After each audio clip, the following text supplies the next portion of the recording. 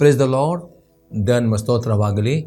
ಬಿಡುಗಡೆ ಸಂದೇಶ ಕಾರ್ಯಕ್ರಮಕ್ಕೆ ನಾನು ನಿಮ್ಮೆಲ್ಲರನ್ನು ಯೇಸು ನಾಮದಲ್ಲಿ ಸ್ವಾಗತಿಸ್ತೇನೆ. ಪ್ರಾರ್ಥನೆ ಮಾಡೋಣ. ಪರಲೋಕದಲ್ಲಿರುವ ತಂದೆ ದೇವರೇ, ಯೇಸು ಕ್ರಿಸ್ತನ ನಾಮದಲ್ಲಿ ನನ್ನ ಪಾದ ಸನ್ನಿಧಾನಕ್ಕೆ ನಾವು ಬರುತ್ತೇವೆ. ನಿನ್ನ ವಾಕ್ಯವನ್ನು ಧ್ಯಾನ ಮಾಡೋದಕ್ಕೋಸ್ಕರವಾಗಿ ಈ ವಾಕ್ಯ ನಿನ್ನ ಪವಿತ್ರಾತ್ಮನಲ್ಲಿ ಅಭಿಷೇಕಿಸು. ಪವಿತ್ರಾತ್ಮ ನಿನ್ನ ಸ್ವಾಗತಿಸ್ತೇನೆ. ನಮ್ಮ ಒಳ್ಳೆಯ ಬೋಧಕನಾದಿಕೊಂಡು ಈ ತನ್ನ ಸಂದೇಶದ ಮುಖಾಂತರ ನಿನ್ನ ಜನಗಳ ಮಾತನಾಡು. ಪವಿತ್ರಾತ್ಮನೇ, ಈ ವಾಕ್ಯವನ್ನು ಕೇಳುವ ಪ್ರತಿಯೊಂದು ಆತ್ಮಗಳಿಗೆ ಜೀವವನ್ನು, ಪ್ರೋತ್ಸಾಹವನ್ನು, ಭಕ್ತಾಭಿವೃದ್ಧಿಯನ್ನು, ಬಿಡುಗಡೆ ಉಂಟು ಮಾಡಿ ನಾನು ಬಿಡ್ಕೊಳ್ತೇನೆ ಯೇಸು ಕ್ರಿಸ್ತನ ನಾಮದಲ್ಲಿ. ಆಮೇನ್. ಇವತ್ತನ್ನು ಧ್ಯಾನ ಮಾಡ್ತೇವೆ. ಜ್ಞಾನೋಕ್ತಿಗಳ ಪುಸ್ತಕ 16ನೇ ಅಧ್ಯಾಯದಲ್ಲಿ 20ನೇ ವಾಕ್ಯ. ದೇವರ ವಾಕ್ಯವನ್ನು ಸ್ಮರಿಸುವವನು ಸುಕ್ಷೇಮವನ್ನು ಪಡೆಯುವನು, ಇವನಲ್ಲಿ ಭರವಸೆ ಬಿಡುವವನು ಭಾಗ್ಯವಂತನು. ಇಲ್ಲಿ ಸೊಲೊಮೋನ ಹೇಳ್ತಾನೆ, ದೇವರ ವಾಕ್ಯವನ್ನು ಸ್ಮರಿಸುವವನು ಸುಕ್ಷೇಮವನ್ನು ಪಡೆಯುವವನು, ಇವನಲ್ಲಿ ಭರವಸೆ ಭಾಗ್ಯ. ಆಗ ಏನು ಅರ್ಥ? ಯಾವ ರೀತಿಯಲ್ಲಿ ದೇವರ ವಾಕ್ಯವನ್ನು ಸ್ಮರಿಸುವುದು? ಪ್ರೇರೆ, ಈ ದೇವರ ವಾಕ್ಯ ಸ್ಮರಿಸುವುದರ ಅರ್ಥ ಏನು? ಇದು ಸ್ಮರಿಸುವಾಗ ಏನೆಲ್ಲ ನಿಮಗೆ ಪ್ರಯೋಜನ ಸಿಗುತ್ತೆ ಎಂಬುದಾಗಿ ಕೆಲವೊಂದು ಸಂಗತಿಗಳನ್ನು ಆಳವಾಗಿ ನೋಡಬೇಕು. ಮೊದಲನೇ ಸಂಗತಿಯಾಗಿದೆ ಪ್ರೇ, ದೇವರ ಪ್ರತಿಯೊಂದು ವಾಕ್ಯಗಳನ್ನು ಧ್ಯಾನಿಸಿ ಕೈಕೊಂಡು ನಡೆಯುವವರು ಆಗಬೇಕು.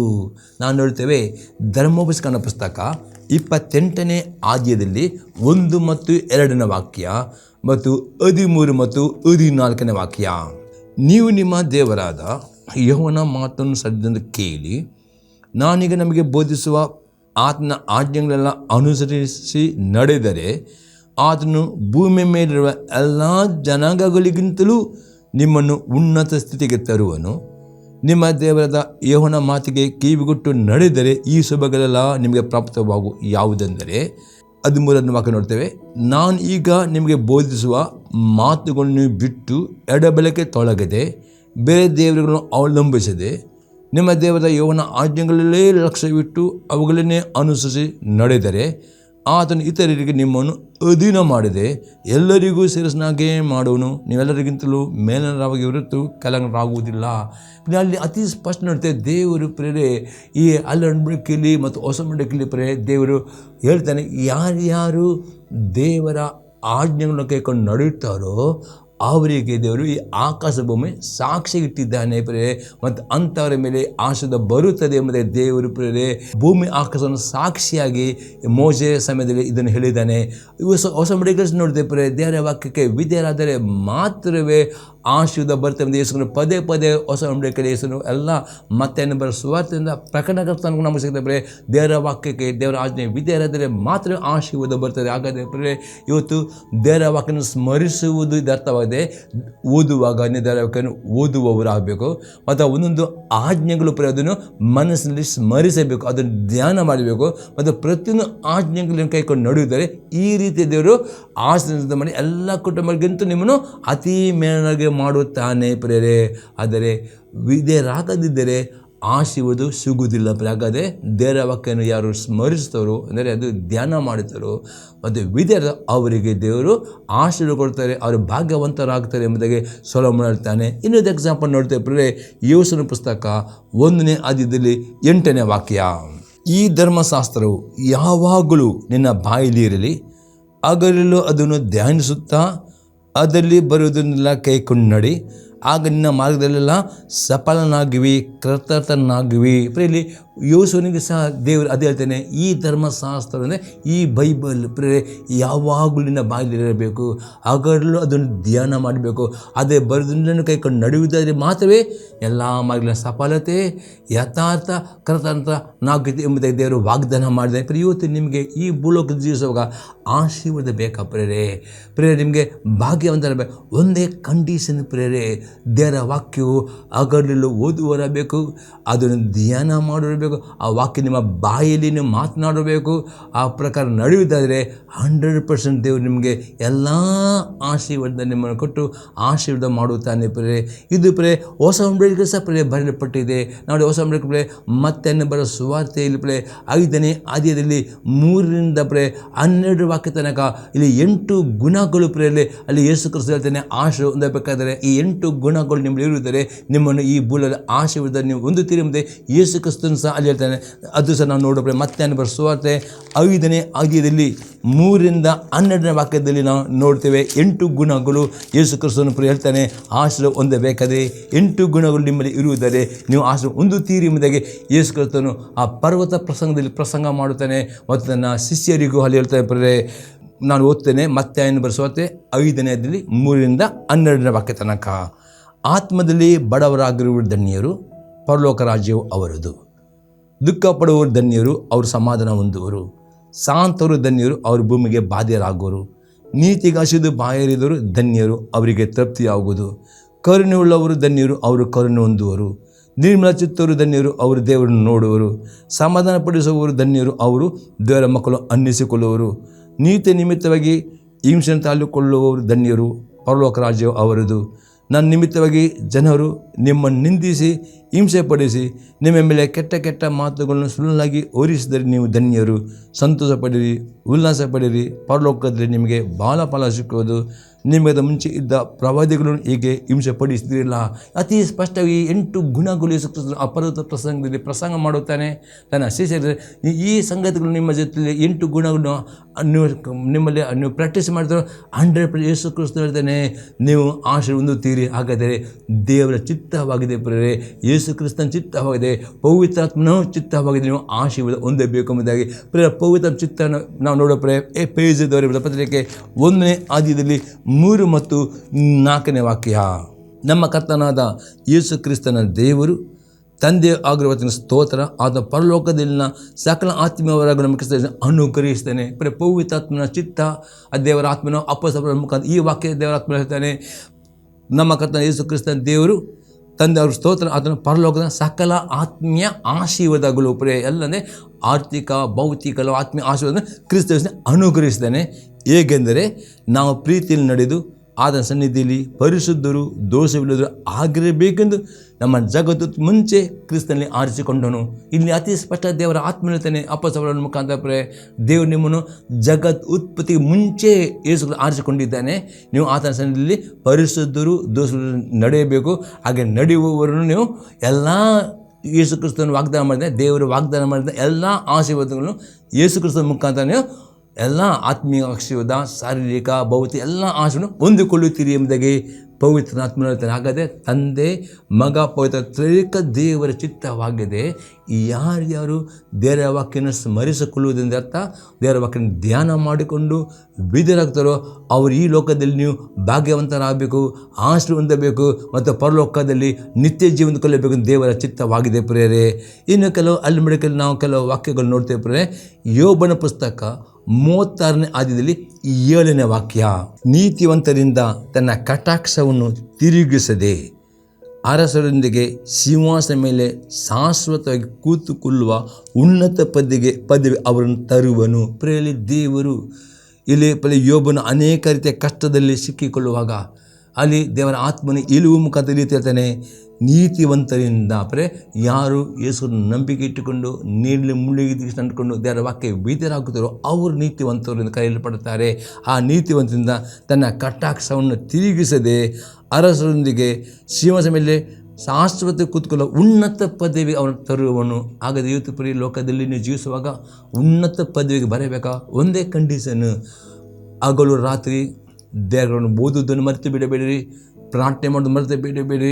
ಪ್ರಾರ್ಥನೆ ಮಾಡೋದು ಮಾತ್ರ ಅಲ್ಲ, ದೇವರ ಓದಬೇಕು, ವಾಕ್ಯ ಓದೋದು ಮಾತ್ರ, ದೇವರ ವಾಕ್ಯ ಧ್ಯಾನ ಮಾಡಬೇಕು ಮತ್ತು ಆತನ ವಾಕ್ಯದಲ್ಲಿರುವ ಆಜ್ಞೆಗಳು ನಡೀತಿರೋ 100% ದೇವರು ನಿಮಗೆ ಉನ್ನತ ಸ್ಥಾನಕ್ಕೆ ತರುತ್ತಾನೆ ಎಂಬುದಾಗಿ ಎಲಿಯು ಪ್ರವಾದಿ ಯೋಬನಿಗೆ ಹೇಳುತ್ತಾನೆ ಹಾಗೆ ಜ್ಞಾನೋಕ್ತಿ ಪುಸ್ತಕ 4ನೇ ಅಧ್ಯಾಯದಲ್ಲಿ 20ರಿಂದ 22ನೇ ವಾಕ್ಯ.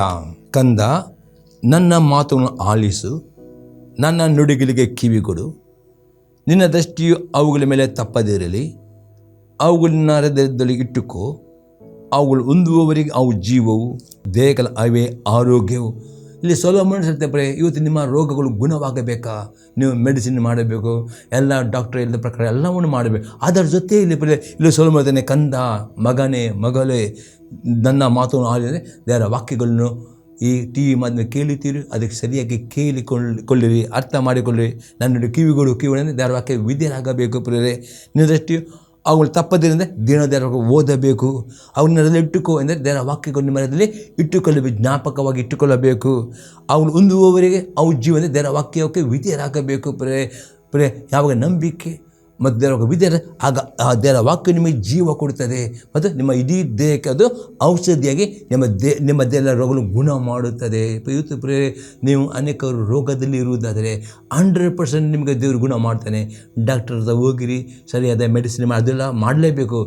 ಡಾಕ್ಟರ್ ಹೇಳಿದ ಪ್ರಕಾರ ಮೆಡಿಸಿನ್ ಮಾಡಬೇಕು, ಎಲ್ಲವನ್ನೂ ಮಾಡಬೇಕು. ಅದರ ಜೊತೆಯಲ್ಲಿ ದೇವರ ವಾಕ್ಯನ ಓದಿರಿ, ಈ ಟಿವಿಯಿಂದ ಕೇಳಿ ವಾಕ್ಯನ ಜ್ಞಾಪಕದಲ್ಲಿಡಿರಿ, ಅದಕ್ಕೆ ವಿಧೇಯರಾಗಿರಿ. ಆಗ ದೇವರ ವಾಕ್ಯವು ನಿಮ್ಮ ದೇಹದ ಎಲ್ಲ ರೋಗಗಳು ಗುಣ ಮಾಡಿಕೊಂಡು ಸಂಪೂರ್ಣ ನಿಮ್ಮ ಸೌಖ್ಯ, ಬಿಡುಗಡೆ, ನಿಮ್ಮ ಡಾಕ್ಟರ್ ರಿಪೋರ್ಟ್ ನಾರ್ಮಲ್ ಇದ್ದವರು ತರುವಂತೆ ಮಿರಾಕಲ್ ದೇವರು ಮಾಡುವನಾಗಿದ್ದಾನೆ. ಪ್ರಿಯರೇ, ಇನ್ನೊಂದು ಎಕ್ಸಾಂಪಲ್ ನೋಡ್ತೇವೆ.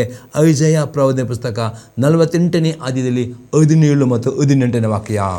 ನಿನ್ನ ವಿಮೋಚಕನು ಇಸ್ರಾಯೇಲರ ಸದಮಲ ಸ್ವಾಮಿ ಆದ ಯೆಹೋವನು ಹೀಗೆನ್ನುತ್ತಾನೆ, ನಾನೇ ನಿನ್ನ ದೇವರಾದ ಯೆಹೋವನು, ನಿನಗೆ ವೃದ್ಧಿ ಮಾರ್ಗವನ್ನು ಬೋಧಿಸಿ ನೀನು ನಡೆಯಬೇಕಾದ ದಾರಿಯಲ್ಲಿ ನೀನು ನಡೆಸುವವನಾಗಿದ್ದೇನೆ. ನೀನು ನನ್ನ ಆಜ್ಞೆಗಳನ್ನು ಕೇಳಿದರೆ ಎಷ್ಟೋ ಚೆನ್ನಾಗಿತ್ತು. ನಿನ್ನ ಸುಖವು ನಿನ್ನ ದೊಡ್ಡ ನದಿಯಂತೆಯೂ ನಿನ್ನ ಕ್ಷೇಮವು ಸಮುದ್ರ ಅಲೆಗಳಾಗಿ ಇರುತ್ತಿದ್ದವು. ಪ್ರವಾದಿ ಹೇಳ್ತಾನೆ, ದೇವರು ಇವತ್ತು ಈ ಟಿ ವಿ ಮಾಧ್ಯಮದಲ್ಲಿ ಇಟ್ಟಿದ್ದಾನೆ, ಸಭೆ ಇಟ್ಟಿದ್ದಾನೆ. ಯಾಕೆಂದರೆ ಪ್ರತಿದಿನ ನೀವು ಟಿ ವಿ ಮಾಧ್ಯಮದಲ್ಲಿ ಅನೇಕ ದೇವರ ಸೇವಕರು, ಅನೇಕ ಸಂಘಗಳು ಈ ಟಿ ವಿ ಮಾಧ್ಯಮದಲ್ಲಿ ಪ್ರಸಂಗಿಸ್ತಾರೆ, ಬೋಧಿಸ್ತಾರೆ. ಹಾಗೆ ನಿಮ್ಮ ಸಭೆಗಳ ದೇವರ ಸೇವಕರು ಅನೇಕ ವಾಗ್ದಾನ, ಅನೇಕ ಸಂಗತಿಗಳು ನಿಮಗೆ ಪ್ರಸಂಗ ಮಾಡುತ್ತಾರೆ, ಬೈಬಲ್ ಸ್ಟಡಿ ಕೊಡ್ತಾರೆ. ಇದೆಲ್ಲ ನೀವು ವಾಕ್ಯ ಬರೀ ಕೇಳುವವರು ಮಾತ್ರ ಆಗಬಾರ್ದು. ಏನು ಕೇಳುತ್ತೀರೋ ಅದನ್ನು ಗಮನವಿಟ್ಟು ಕೇಳಬೇಕು. ಅದನ್ನು ಮರೆತು ಬಿಡದೆ ನೀವು ಪುನಃ ಅದು ವಾಕ್ಯವನ್ನು ಧ್ಯಾನ ಮಾಡಬೇಕು. ಮತ್ತು ಆ ವಾಕ್ಯಕ್ಕೆ ವಿಧೇಯರಾಗಬೇಕಂತ ದೇವರು ಬಯಸ್ತಾನೆ.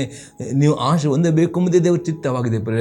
ಅದೇ ದೇವರಿಗೆ ಬೇಕು, ನೀವು ವಿಧೇಯರಾಗಬೇಕು. ಅದೇ ದೇವರು ವೃದ್ಧಿ ಮಾರ್ಗವನ್ನು ಬೋಧಿಸ್ತಾನೆ ಐಜಯ ಪ್ರವಾದನೆ. ಮತ್ತು ಯಾರು ಆ ವೃದ್ಧಿ ಮಾರ್ಗ ಅಂದರೆ ಆ ಆಜ್ಞೆಗಳನ್ನು ಕೈಕೊಂಡು ನೋಡ್ತಾರೆ, ಆಗ ಐಜಯ ಪ್ರವಾದನೆ, ನಿಮ್ಮ ಸುಖವು ದೊಡ್ಡ ನದಿಯಂತೆ, ನಿಮ್ಮ ಕ್ಷೇಮವು ಅಲೆಗಳಾಗುತ್ತೆ. ಹಾಗೆ ಈ ಲೋಕದಲ್ಲಿ ನೀವು ಜೀವಿಸುವಾಗ ದೇವರ ಚಿತ್ತವಾಗಿದೆ, ಸುಖವಾಗಿ ನೀವು ಬಾಳಬೇಕು.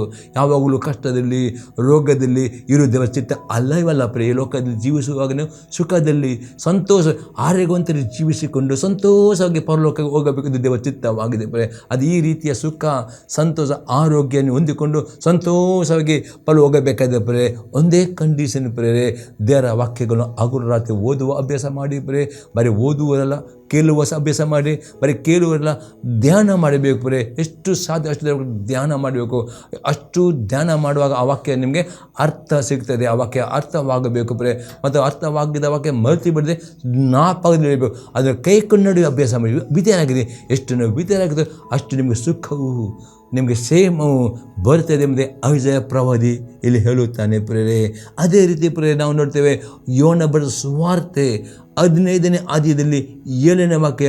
ಯೋನನು ಸಹ ಅಲ್ಲಿ ಸುವಾರ್ತೆಯಲ್ಲಿ ಹೇಳ್ತಾರೆ, ನೀವೆಲ್ಲ ಪ್ರಾರ್ಥನೆ, ನೀವು ಅನೇಕರು ಪ್ರಾರ್ಥನೆ ಮಾಡಿ ಆಶೀರ್ವಾದಕ್ಕೋಸ್ಕರವಾಗಿ ಆ ಎಲ್ಲ ಪ್ರಾರ್ಥನೆ ಉತ್ತರ ಬೇಕಾದರೆ ಯೋನ ಬರೆದ ಸುವಾರ್ತೆ 15ನೇ ಅಧ್ಯಾಯದಲ್ಲಿ 7ನೇ ವಾಕ್ಯ.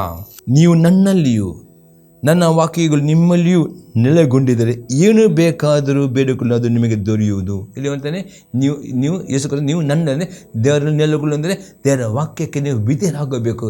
ಎಷ್ಟು ದೇವರ ವಾಕ್ಯ ವಿಧೇಯರಾಗುತ್ತೆ ಆ ವಿಧೇಯರಾಗಿಕೊಂಡು ದೇವರ ವಾಕ್ಯವನ್ನು ತೆಗೆದುಕೊಂಡು ಪ್ರಾರ್ಥನೆ ನೀವು ಪ್ರತಿಯೊಂದು ಎಕ್ಸಾಂಪಲ್. ಇವತ್ತು ನಿಮಗೆ ಅನೇಕರು ಆರ್ಥಿಕ ಮುಗ್ಗಟ್ಟಿನಲ್ಲಿದ್ದೀರಿ, ದೇವರು ಅರ್ಥ ತೋರಿಸ್ತಾನೆ.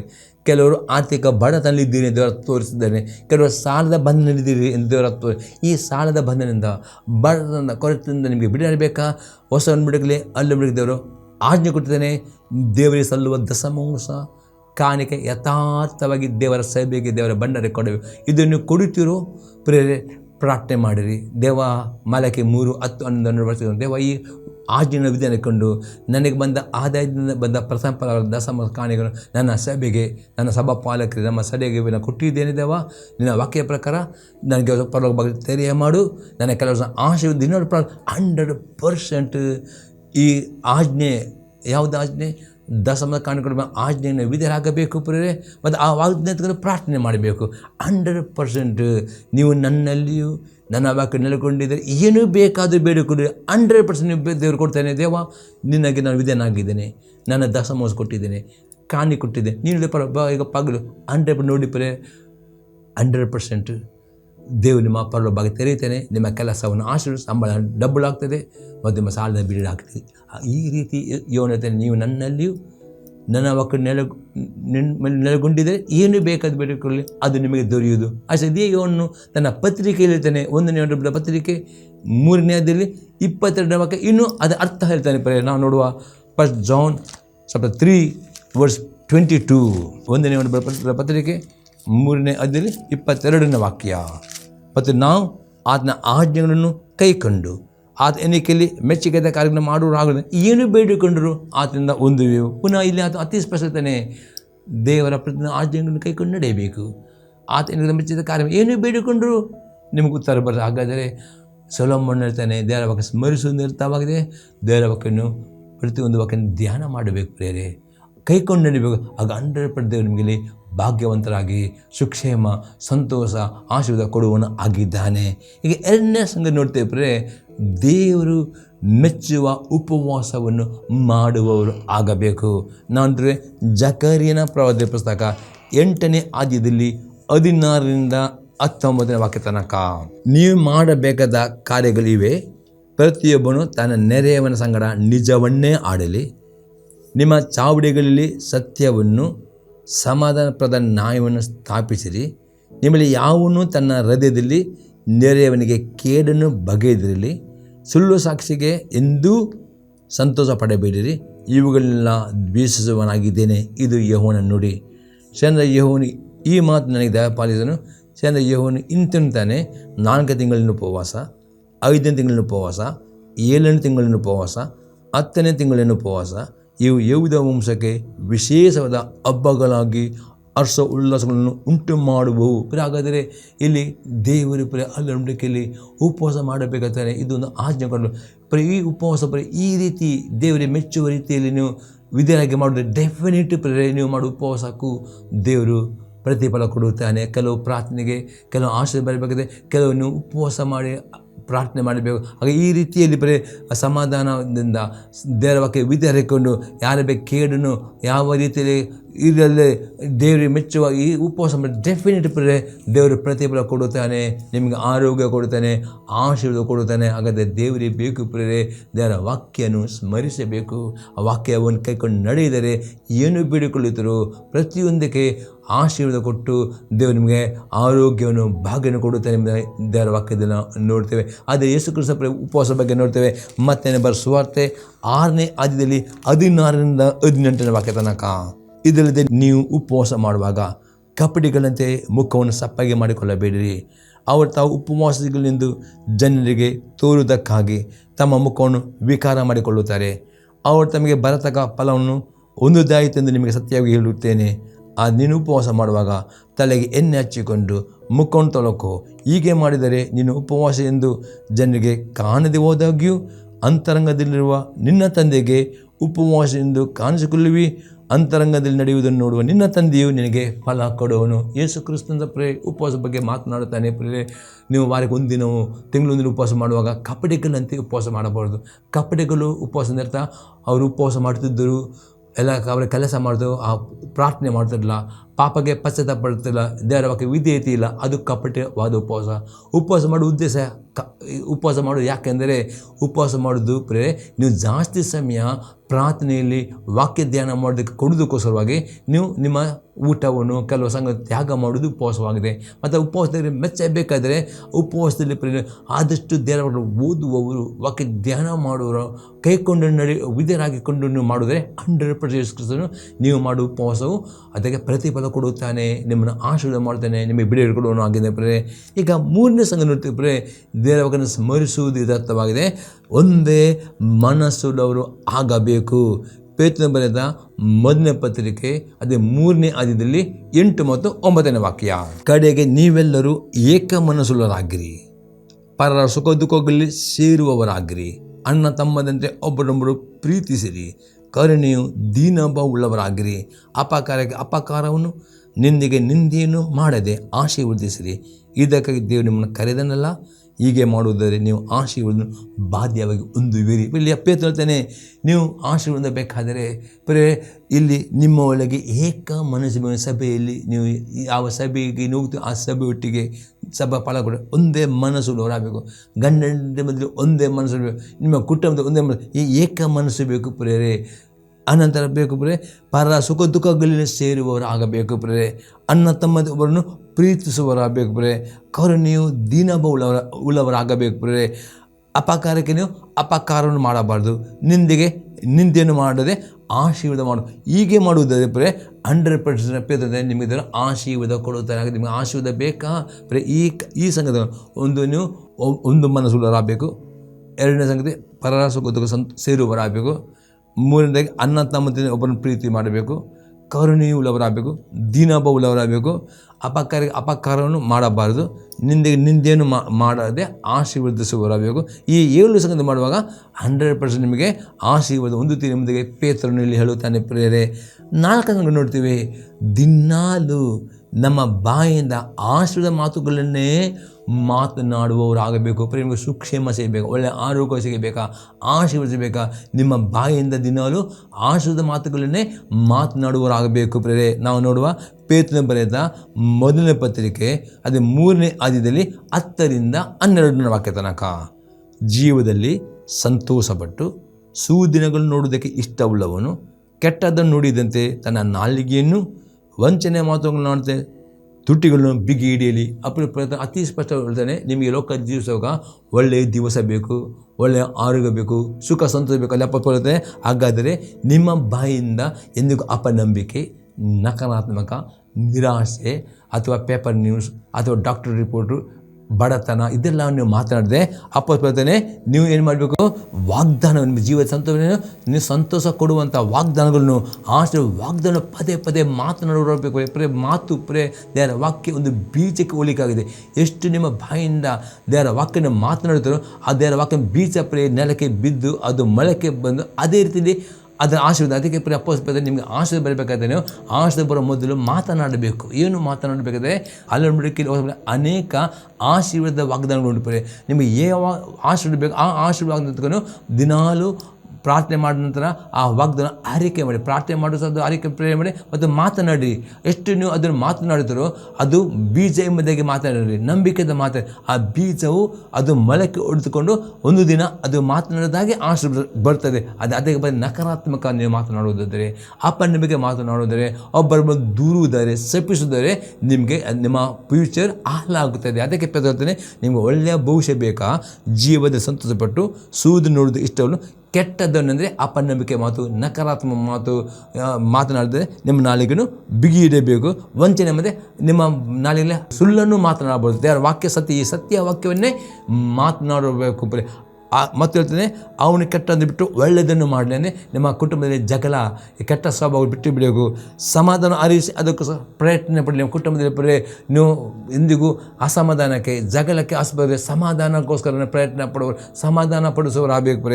12ನೇ ವಾಕ್ಯದಲ್ಲಿ ಯಾಕೆಂದರೆ ಕರ್ತನು ನೀತಿವಂತನ ಕಟಾಕ್ಷಿಸ್ತಾನೆ, ಅವರ ವಿಜ್ಞಾಪನೆಯಲ್ಲಿ ಕಿವಿಗೊಡುತ್ತಾನೆ, ಕೆಡುಕರಿಗೂ ಕರ್ತನು ಕೋಪದ ಮುಖವನ್ನಾಗುತ್ತದೆ ಎಂದು ಬರೆದಿದೆ. ನೀತಿವಂತನ ಅರ್ಥ ನೀವು ಎಷ್ಟೋ ಪ್ರೇರಣೆ ಮಾಡಬಹುದು. ಅದೇ ಪ್ರೇರಣೆ ಮಾಡಿದ ನಂತರ ಅಪನಂಬಿಕೆ, ನಿರಾಶೆ, ಜಿಗುಪ್ಸೆ ಇದೆಲ್ಲ ಮಾತನಾಡಿದ್ರೆ ನೀವು ದುಷ್ಟರಾಗ. ಅದಾಗದೆ ಏನೇನೋ ಪ್ರಾರ್ಥನೆ ಮಾಡ್ತಾರೋ ಹಾಗೆ ನಂಬಿಕೆಯಿಂದ ಈ ಲೋಕದ ಪರಿಸ್ಥಿತಿ ನೋಡಬಾರ್ದು, ಡಾಕ್ಟರ್ ರಿಪೋರ್ಟ್ ನೋಡಬಾರ್ದು, ಲೋಕದ ಬರುವ ಎಲ್ಲ ಸಂಗತಿ ಪೇಪರ್ ನ್ಯೂಸ್ ನೋಡಿ ಅದನ್ನು ನೀವು ಯಾವಾಗಲೂ ಮಾತನಾಡಬೇಕು.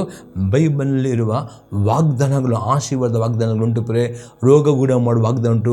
ಅಥವಾ ಏನೇನೋ ನಿಮಗೆ ಆ ವಾಗ್ದಾನ ಮಾತನಾಡುವ ಅಭ್ಯಾಸ ಮಾಡಿಕೊಳ್ಳಿರ್ತಾರೆ ಇವತ್ತಿನಿಂದ.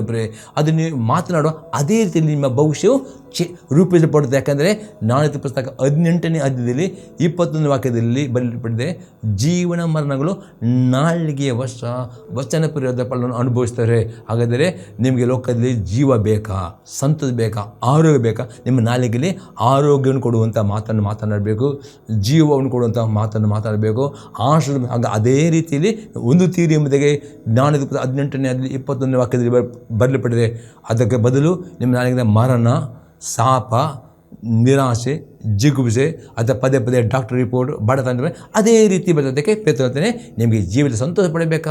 ನಿಮ್ಮ ನಾಲಿಗೆಯಲ್ಲಿ ಕೆಟ್ಟದ್ದನ್ನು ಮಾತನಾಡಬೇಡ್ರಿ, ಅಪನಂಬಿಕೆ ಮಾತನಾಡಬೇಡ್ರಿ, ನಿರಾಸೆ ಮಾತನಾಡಬೇಡ್ರಿ, ಸುಳ್ಳುವನ್ನು ಮಾತನಾಡದೆ ನಿಮ್ಮ ನಾಲಿಗೆಯಲ್ಲಿ ಒಳ್ಳೆಯದನ್ನು ಮಾತನಾಡಿರಿ. ಈ ರೀತಿ ಸೊಲೊಮೋನನೇ ದೇವರ ವಾಕ್ಯವನ್ನು ಸ್ಮರಿಸಿದರೆ ವಾಕ್ಯ ಧ್ಯಾನ ಮಾಡಬೇಕು. ವಾಕ್ಯದಲ್ಲಿ ಆಲಿಕೆ ನೋಡಿದರೆ 100% ಸುಕ್ಷೇಮ ಆಶೆ ಹೊಂದುತ್ತೀರಿ, ಭಾಗ್ಯವಂತರಾಗದೆ. ದೇವರು ನಮಗೆ ಸ್ತೋತ್ರವಾಗಲಿ. ಈ ಸಂದೇಶ ನಿಮ್ಮಲ್ಲಿ ಉತ್ತೇಜನವಾಗುತ್ತದೆ. ನಿಮ್ಮ ಅಭ್ಯ ತಿಳಿಸಿರಿ. ಪ್ರಾರ್ಥನೆ ಮಾಡೋಣ. ಪರಲೋಕದಲ್ಲಿರುವ ದೇವರೇ, ಯೇಸು ಕ್ರಿಸ್ತನ ನಾಮದಲ್ಲಿ ಈ ಸಂದೇಶಕ್ಕೆಲ್ಲ ಪ್ರತಿ ವೀಕ್ಷಕರನ್ನ ಹಸ್ತಕ್ಕೆ ಒಪ್ಪಿಸ್ಕೊಳ್ತೇನೆ. ಪ್ರತಿಯೊಬ್ಬರಿಗೆ ದೇವ ಆ ಒಂದು ತಮ್ಮ ನಾಲಿಗೆಯಿಂದ ದೇವ ಯಾವಾಗಲೂ ದೇವ ಒಳ್ಳೆಯ ಭವಿಷ್ಯವನ್ನು ಮಾತನಾಡೋದಕ್ಕೆ ಕೃಪೆ ಅಂತ ಏರ್ಪಡಿಸು. ಪ್ರತಿಯೊಬ್ಬರಿಂದ ವಾಕ್ಯ ಧ್ಯಾನ ಮಾಡೋದ ಕೃಪೆ ಕೊಡಿದವ ಮತ್ತು ನಿನ್ನ ವಾಕ್ಯ ಪ್ರಕಾರ ಬೀದಿಯಲ್ಲಿ ನಡೆದ ಕೃಪೆ ಕೊಟ್ಟು ಈ ಸಂದೇಶದಲ್ಲಿ ಪ್ರತಿಯೊಬ್ಬರಿಗೆ ಒಳ್ಳೆಯ ಆರೋಗ್ಯವನ್ನು ಕೊಡಬೇಕು. ಪ್ರತಿಯೊಬ್ಬರಿಗೆ ನೀವು ಆರ್ಥಿಕ ರೀತಿಯಲ್ಲಿ ಆಶೀರ್ವಾದ ಮಾಡಬೇಕು. ಎಲ್ಲ ಕಷ್ಟಗಳಿಂದ ರೋಗದ ಬಿಡುಗಡೆಗೊಳಿಸಿ ಬೇಡಿಕೊಳ್ತೇನೆ ಯೇಸು ಕ್ರಿಸ್ತನ ನಾಮದಲ್ಲಿ. ಆಮೇನ್. ದೇವರು ನಿಮ್ಮನ್ನು ಆಶೀರ್ವಾದ ಮಾಡಲಿ. Price the lord.